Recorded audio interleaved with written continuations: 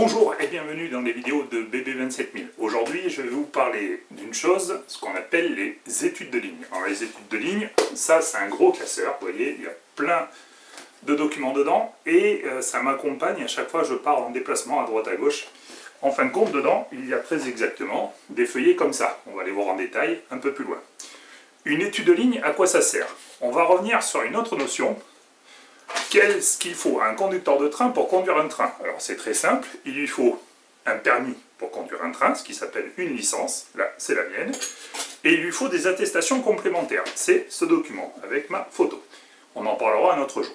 Sur ce document, il y a toutes les machines que je peux conduire, il y en a beaucoup, et toutes les lignes auxquelles je peux prétendre rouler. En fin de compte, un conducteur de train doit apprendre machine par machine une formation pour pouvoir conduire tel ou tel train. Par exemple, moi je ne peux pas conduire de TGV parce que je n'ai pas été formé sur les rames TGV, j'ai été formé sur les rames TER. Et un conducteur de train ne peut pas rouler sur des lignes n'importe où en France tant qu'il n'a pas été formé sur chaque ligne. Pour être formé sur chaque ligne, c'est très simple, il doit aller dans une cabine de train qui roule sur cette ligne, il se met dans la cabine avec le collègue conducteur, et le collègue conducteur, lui, apprend la ligne. Et le collègue nous dit les détails qu'il faut connaître, que nous allons voir. Et nous, à côté, on prend un stylo, un papier, et on note toutes les particularités de la ligne qui nous intéressent. Par exemple, un conducteur de RER va être très intéressé par les repères de freinage, qui lui permettent de s'arrêter exactement au bon endroit sur un quai de RER. Un conducteur de train de fret, par exemple, ne va pas noter les mêmes informations. Il va plutôt noter les pentes et les rampes afin d'apprendre comment gérer son train, la traction et le freinage de celui-ci. C'est différent d'un conducteur de RER et différent d'un conducteur de TER. Alors, comment on fait une étude de ligne? Comme je vous le dis, on se met à côté du conducteur et on prend des notes. Je vous montre. Nous pouvons voir ici, par exemple, une étude de ligne que j'ai remis au propre. Nous voyons ici, par exemple, les points très sensibles au niveau de la vitesse que j'ai notés, ainsi que les points kilométriques. Ça me permet d'anticiper des zones où je vais réduire ma vitesse. J'ai par exemple d'autres informations que je note, comme par exemple ici, un coupé courant, qui va me demander de baisser mon panneau. J'ai aussi noté le kilomètre pour anticiper.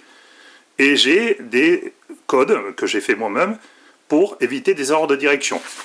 Nous avons donc ici, par exemple, j'ai noté l'étude de ligne de Rennes vers Nantes. Évidemment, j'en ai fait une de Nantes vers Rennes. Ici, la gare de Nantes, par exemple, avec, pareil, les informations que je peux rencontrer, les limites de vitesse, ainsi que des directions. J'ai utilisé pour cela une banque d'images que l'on m'a gracieusement fournie et dont je remercie vivement le créateur.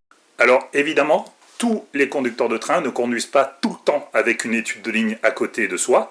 Il est évident qu'à partir du moment où on roule plusieurs fois sur la même ligne, on la connaît par cœur. Et au bout d'un moment, on n'a plus besoin d'études de ligne. Dans mon cas, je roule sur beaucoup de lignes et je n'y roule pas forcément plusieurs fois par an. Donc c'est pour ça que je roule quasiment tout le temps avec l'étude de ligne à côté de moi. Alors, il est évident qu'un conducteur de train qui conduit plusieurs fois sur une même ligne n'aura pas besoin de son étude de ligne, puisqu'il va connaître au bout d'un moment sa ligne par cœur. Moi, je roule assez peu souvent, un peu partout en France, sur des lignes vraiment différentes, donc j'ai vraiment besoin de conduire avec mon étude de ligne à côté de moi, pour toujours anticiper les erreurs de direction, les vitesses et différents paramètres dont j'ai besoin. Voilà, c'était le petit sujet pour l'étude de ligne. A bientôt pour de nouvelles vidéos sur la chaîne BB27000. Bisous.